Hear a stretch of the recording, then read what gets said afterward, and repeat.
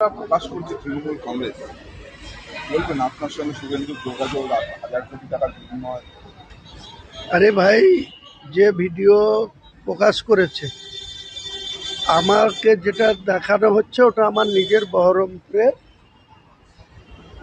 ফ্ল্যাটে বসে, আমি ফ্ল্যাটে বসে কার সঙ্গে কথা বলছি। তো তৃণমূলের মমতা ব্যানার্জি, অভিষেক ব্যানার্জি, ববি হাকিম, কুণাল ঘোষদের আমি কালকেই চ্যালেঞ্জ করেছি যে ক্ষমতা থাকলে আমার ফ্ল্যাটে বসে আমি কোন বিজেপির নেতার সাথে কথা বলেছি, কোন ভারতবর্ষের প্রধানমন্ত্রীর সঙ্গে ডিল করেছি, না কোন মুখ্যমন্ত্রীর সাথে করেছি, সেটা দেখাক না। সেটা না দেখিয়ে আমি কার সাথে কথা বলছি ওটা করা যায়, আমিও করিয়ে দেবো, চিন্তা নাই, ওয়েট করুন না। ওসব আমারও করার ক্ষমতা আছে, করিয়ে দেখাবো। মমতা ব্যানার্জি কবে মোহনবাগ পাত্রের সাথে কোথায় বসেছে, কবে কার সাথে ডিল করে, সব দেখানো হবে। বাংলার মানুষকে অত বোকা ভাবার কোনো কারণ নাই। বাংলার মানুষ আসল সত্যি জেনে তারা সিদ্ধান্ত নেবে। আমি কোনো সম্প্রদায়ের সঙ্গে কোনো দিন কাউকে কোনো অঘোষিত ঘোষিত কোনো নিজের স্বার্থের জন্য কারোর সঙ্গে কোনো চুক্তি করতে যাই না, ভবিষ্যতেও যাব না। আমি মমতা ব্যানার্জিকে ক্ষমতাচ্যুত করার জন্য যা যা করার দরকার রাজনৈতিকভাবে সেটা করছি, করব। এ নিয়ে কোনো আপোষ হবে না, এ নিয়ে কোনো কম্প্রোমাইজ হবে না। হ্যাঁ, ও তো ওয়াইসি সাহেব নাকি আজকেই এক্স হ্যান্ডেলে বলেছে যে ওনারা জোটে থাকবেন না। সে সিদ্ধান্ত নেওয়ার অধিকার ওনার আছে, কারণ আপনারা জানেন যে 30শে মার্চ থেকে 6 মানে 23শে এপ্রিল ভোটের মনোনয়ন ছিল, আর 2রা এপ্রিল থেকে 9 গতকাল ছিল। সেই যে জোট হয়েছিল, জোট মনে প্রথমে 8টা সিট, পরে 12, তারপরে আরও 2টো বেড়ে 14টা সিট তাদের ছাড়া হয়েছে। মুর্শিদাবাদে 4, মালদায় 2, উত্তর 24 পরগনায় 2, উত্তর দিনাজপুরে 2, এসব করে তাদের ভিতরে ওদের একটা প্রার্থী ইতিমধ্যেই তৃণমূলের সঙ্গে কম্প্রোমাইজ করে নিচ্ছে, করণদিঘি। এরা সব টাকা কামানোর জন্য, যে ইমরান সোলাঙ্কি আছে না, ওই ওয়াইসি সাহেব একটা ভালো মানুষ, ওয়াইসি সাহেব একটা দক্ষ রাজনীতিবিদ, ব্যারিস্টার মানুষ, কিন্তু এদের এই যে ইমরান সোলাঙ্কি আছে, যেটা রঘুনাথগঞ্জে যাকে আমরা ছেড়েছিলাম, প্রার্থী হয়েছে আক্রুজ্জামানের, এ 2 কোটি টাকায় বিক্রি হয়েছে কালকেই। এ একটা আস্ত বড় চোর, একে ওয়াইসি সাহেব সভাপতি করে রেখেছে। আমি ওর সাথে কথাই বলি না, এই ইমরান সোলাঙ্কি, রাজ্য সভাপতি মিমের। এ কালকে ওয়াইসি সাহেবকে ভুল বুঝিয়েছে, কারণ ওর মাল দরকার, মাল নিয়ে নিয়েছে। তৃণমূল তো এখন যেন প্রকারে আমাদের মধ্যে যারা প্রার্থী হয়েছে, আমাদেরও বাঁকুড়ার অন্ধার পার্ট থেকে টাকা দিয়ে কিনেছে, আরো 2-4 জায়গায় চেষ্টা করছে, এই অফার দিচ্ছে। এসব করে হুমায়ুন কবিরকে রক্ষা যাবে না। যত অসৎ পথের পয়সা আছে সেই সব পয়সা দিয়ে সব করছে। আর ওয়াইসি সাহেব ব্যারিস্টার মানুষ, ভালো মানুষ, একটা পার্লামেন্টের মেম্বার, এবং তিনি দলের একটা সর্বোচ্চ নেতৃত্ব দিচ্ছে। কিন্তু এই রাজ্যে যাকে দিয়ে চালাচ্ছে, মুর্শিদাবাদ জেলায় আসাদুল বলে একজন মিমের সভাপতি আছে, সে কলকাতায় থাকে, প্রতিদিন আইপ্যাকের পয়সাতে সে ফোটানি করে বেড়ায়, আর তার কথা শুনে আবার ইমরান সোলাঙ্কি চলে। আমি বলছি, প্রমাণ করে দেবো যে ইমরান সোলাঙ্কি ওয়াইসি সাহেবকে ভুল বুঝিয়ে, যে তৃণমূলের হাতে তামাক খেয়ে দেখেন গা এদের কত শক্তি।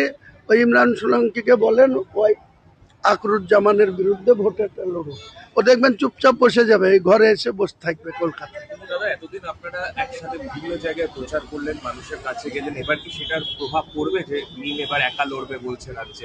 একা লড়বে, ওই একা লড়ার তো তাদের স্কোপ কোথায়? 14টার বেশি সিটে তো লড়তে পারবে না, কারণ আপনারা জানেন যে 30শে মার্চ থেকে 6 152টা সিটের, যেটা 23শে এপ্রিল ভোট, সেটার ডেট চলে গেছে। আর 2 থেকে 9, গতকাল 9 3টে বাজে, তার মধ্যে চলে গেছে টাইম। আমি হুমায়ুন কবিরও ইচ্ছা করলে আর ওই সব জায়গায় মনোনয়ন দাখিল করতে পারবো না, আর ওয়াইসি সাহেবরাও ইচ্ছা করলে পারবে না। যে কোনো রাজনৈতিক দলের যেখানে যেখানে মনোনয়ন সাবমিট হয়েছে, তাহলে আজকে ওয়াইসি সাহেব যে 14টা সিটে লড়ছে, সেই 14টা সিটে তৃণমূলকে হারাক না, নিজেরা জিতাক। আমি, আমার শুভেচ্ছা থাকলো, আমার সাপোর্ট থাকলো, আমার অভিনন্দন থাকলো। লড়াইয়ে কোথাও কি আপনারা একটু দুর্বল আমি কোনো দুর্বল হই, আপনাকে দেখাবো মমতা ব্যানার্জিকে হারিয়ে তৃণমূলকে এই রাজ্যের থেকে ক্ষমতাচ্যুত করে দেখাবো। হুমায়ুন কবির, আমি আজকেও জোরের সঙ্গে বলছি, আমি সংখ্যাটা মেজরিটি পাওয়ার জায়গার মতো সংখ্যায় প্রতিদ্বন্দ্বিতা করছি।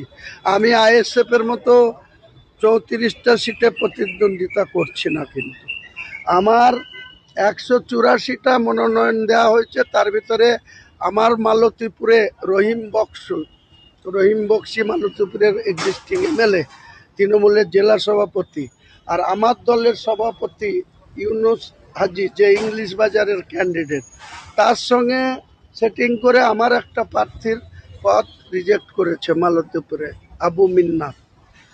সেটা মেনে নিয়েছি, ঠিক আছে, এটা করছে।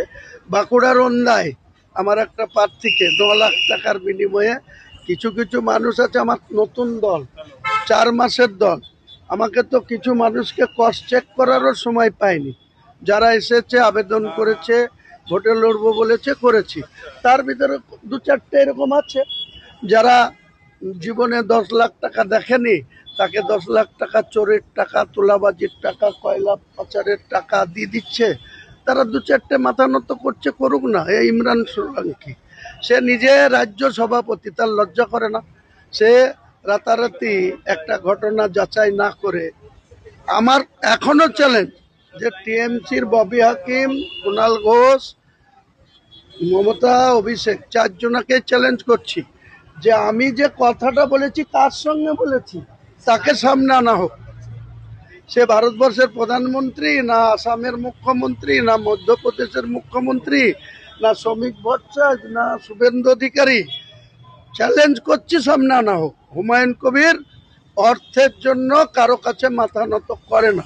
আর হুমায়ুন কবিরের জাতিসত্ত্ব, আমি 2024 সালের 12ই ডিসেম্বর বিধানসভার বাইরে দাঁড়িয়ে আপনাদের সমস্ত চ্যানেলকে বলেছিলাম, আগে আমার জাতি, তারপরে আমার পার্টি। বলেছিলাম কিনা? আজও হুমায়ুন কবির বলছে, হুমায়ুন কবিরের কাছে আগে মুসলিম, আগে মুসলিমের জাতিসত্ত্বা, তারপরে কোনো পার্টি। আজকে আমজনতা পার্টি ডাইরেক্ট চেয়ারম্যান। আমি কোনো অমুসলিমের নেতৃত্বে পশ্চিমবাংলায় রাজনীতি করব না। আমি নিজে মুসলিম, আমার দলের নেতৃত্ব দেব। আমার নেতৃত্ব অমুসলিম থাকবে, তাদের কোনো অসম্মান হবে না, কিন্তু আমি কোনো অমুসলিমের নেতৃত্বে বাংলাতে রাজনীতি করব না। আমাদেরকে 80 বছর ধরে শুধু ইউজ অ্যান্ড থ্রো করা হয়েছে। কংগ্রেস 30 বছর করেছে, 34 বছর বামফ্রন্ট করেছে, 15 বছর মমতা করেছে। তাদের জবাব দেওয়ার জন্য আমি দল খুলেছি।